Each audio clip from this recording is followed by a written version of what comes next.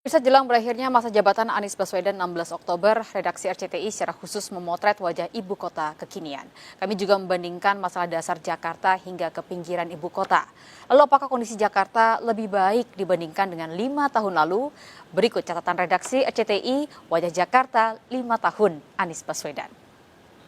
Pemirsa, berbagai revitalisasi dan pembangunan terus dilakukan di masa 5 tahun kepemimpinan Gubernur DKI Jakarta Anies Baswedan. Mulai dari revitalisasi halte, kemudian pembaharuan transportasi publik, bahkan pembangunan sejumlah fasilitas publik terus dilakukan. Lantas apa saja torehan prestasi maupun PR-PR yang belum terselesaikan di masa 5 tahun kepemimpinan Gubernur DKI Jakarta Anies Baswedan? Inilah wajah Jakarta 5 tahun Anies Baswedan.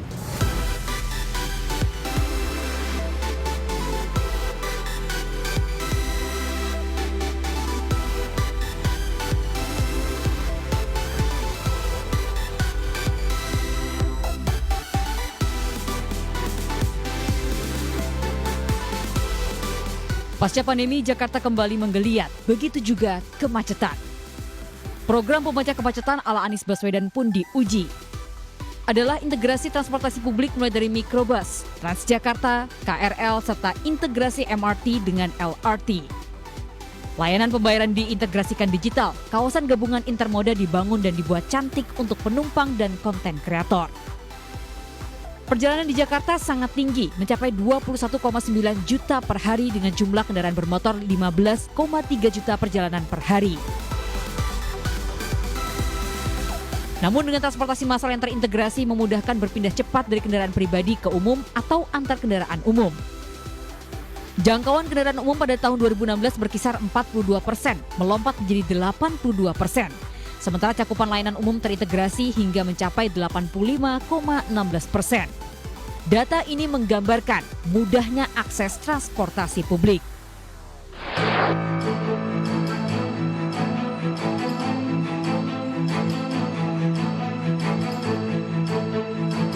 Masalah banjir seperti menjadi kutukan bagi setiap pemenang Pilgub DKI, tak terkecuali Anies Baswedan.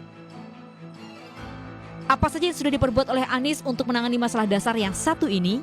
Pemprov DKI mengeruk lumpur danau, sungai dan juga waduk di 5 wilayah kota, mengerahkan alat berat 3 kali lipat dari kapasitas biasanya.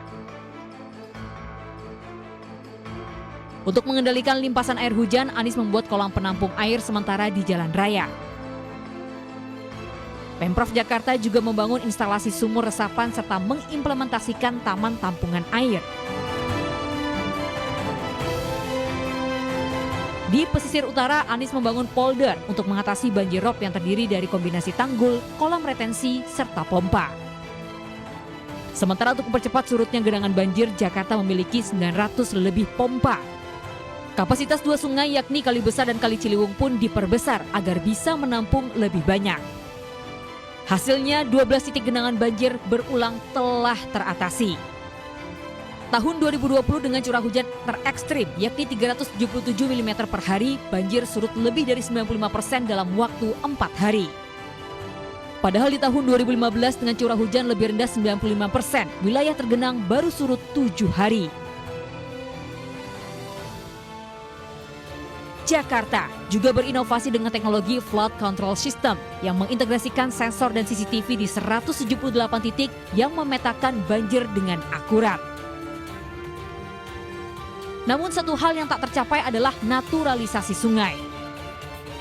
Kendala pembebasan lahan diperparah oleh polemik ide naturalisasi Anies tanpa beton versus ide pusat normalisasi dengan betonisasi alur sungai, meninggalkan warga sepanjang sungai ibu kota terendam hingga masa jabatan Anies berakhir.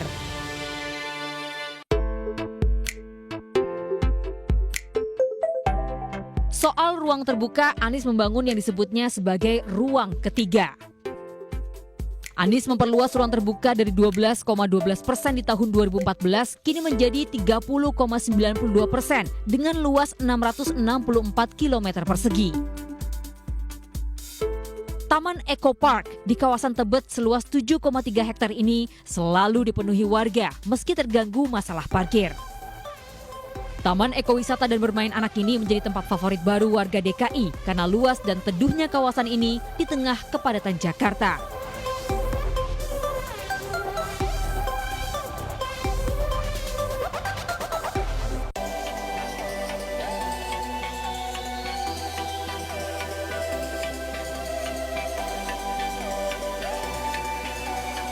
Anies juga membayar janji kampanyenya kepada Jakmania dengan stadion megah Jakarta International Stadium yang dibangun 100% oleh warga Indonesia.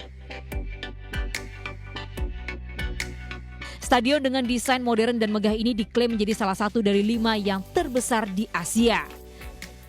Berdiri di atas lahan 22 hektar, JIS mampu menampung 82.000 penonton.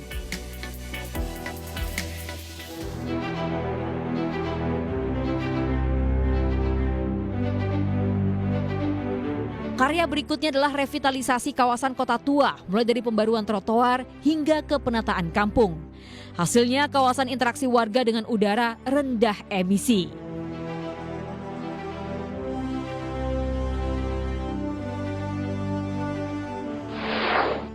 Ruang terbuka juga menjadi perhatian di era Anies adalah pelebaran trotoar untuk pejalan kaki. Bahkan Anies sempat mengklaim dalam 3 tahun kepemimpinannya, revitalisasi trotoar sudah dilakukan di sepanjang hampir 305 km.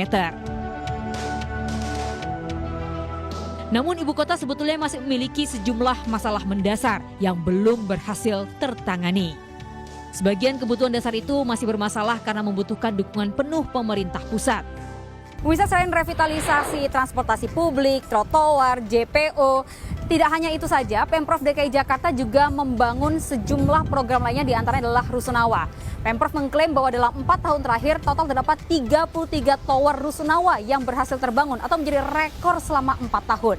Nah, tidak hanya Rusunawa, Pemprov DKI Jakarta juga menyediakan sederet program hunian lainnya, diantaranya adalah Kampung Susun, penataan kampung, serta rumah dengan DP 0 rupiah.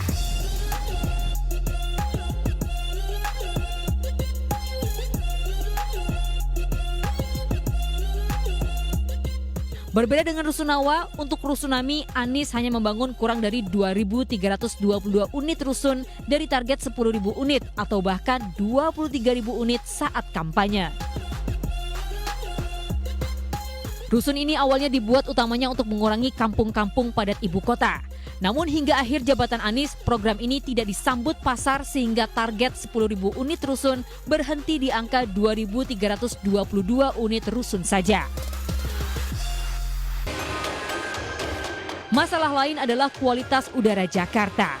Polusi udara Jakarta pernah masuk dalam yang terburuk di dunia menurut situs Air Quality Index tanggal 14 hingga 20 Juni 2022.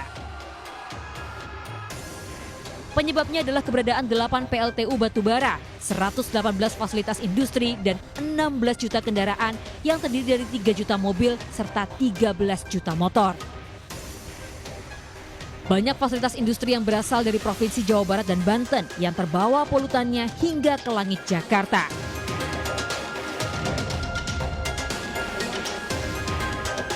Walhi menyebut TPST Bantar Gebang yang menjadi muara sampah warga ibu kota nyaris lumpuh karena sudah over kapasitas dari 21,9 juta kubik menjadi 22,3 juta meter kubik. Jumlah sampah harian Jakarta yang mencapai 7.000 ton meningkat menjadi 8.300 ton di tahun 2020 yang menurut Wagub DKI ketinggiannya di Bantar Gebang melebihi tinggi Monas.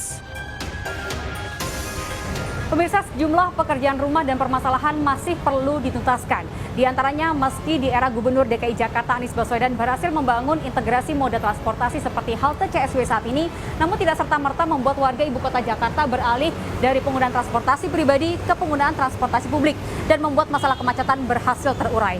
Selain kemacetan, sejumlah masalah lain yang juga perlu diatasi di antaranya adalah banjir serta polusi udara yang bahkan sempat menjadi salah satu yang terburuk di dunia. Dan pemirsa, tentu perlu kerja simultan dan berkelanjutan antara Gubernur DKI Jakarta saat ini dengan Gubernur DKI Jakarta berikutnya untuk dapat menuntaskan masalah DKI satu demi satu. Tidak hanya itu, juga perlu kerjasama yang baik antara warga Jakarta dengan pemerintah daerah agar membuat Jakarta menjadi rumah yang aman dan juga nyaman untuk semua. Dan dari Jakarta, Lady Marina, Dimas Winardi, dan Raga Firdaus melaporkan.